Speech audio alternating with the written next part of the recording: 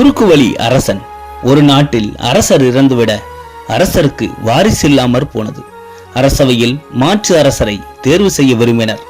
அனைத்து மந்திரிமார்களும் அரசர் பதவிக்கு போட்டியிட்டனர். அரசவையில் அனைத்து மந்திரிகளும் சேர்ந்து கலந்தாலோசிக்க ஆரம்பித்தனர். வர்ஷா என்ற ஒரு மந்திரி மட்டும் எழுந்து, எனக்கோ வயது 58, எனக்கு வாரிசுகளோ மனைவி மக்களோ இல்லை. நான் அரசராயிருந்தால் உங்கள் அனைவருக்கும் பொதுவானவனாய் இருப்பேன் என்றார். பல மந்திரிகள் சம்மதித்தாலும் ஒரு சிலர் புறக்கணித்தனர். மக்களின் செல்வாக்கு இருந்தால்தான் அரச பதவி என்றனர். இரவோடு இரவாக வர்ஷா என்ற மந்திரி மட்டும் உள்ளூர் செல்வந்தர்கள் அனைவரையும் பார்த்து, நான் உங்கள் விசுவாசியாக இருப்பேன். உங்கள் தொழிலை பெருக்க நாட்டின் வளர்ச்சி நிதியை உங்களுக்கு அளிப்பேன்.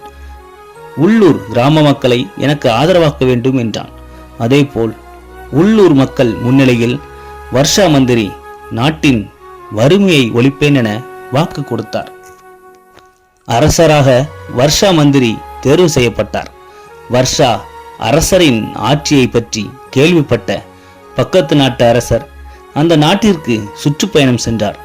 வர்ஷாவிடம் பக்கத்து நாட்டு அரசர் கேட்டாராம், எப்படி இவ்வளவு எளிதில் வறுமையை ஒழித்து விட்டீர்கள் என்று. வர்ஷா கூறினாராம், அரண்மனையிலிருந்து பார்க்கும்போது அருகே உள்ள நகர வீதிகள் மட்டும்தான் தெரியும். மற்றபடி உள்ள அனைத்து ஏழை கிராமங்களையுமே பச்சை நிற துணியால் சுற்றி மறைத்து விட்டேன். அரண்மனையில் இருந்து பார்த்தால் வறுமை என் கண்களுக்கு தெரியாது என்றாராம். குறுக்கு வழியில் பணம், பேர், புகழ் தேடும் நபர்கள் ஒருபோதும் ஏழையின் சிரிப்பில் இறைவனை காண மாட்டார்கள்.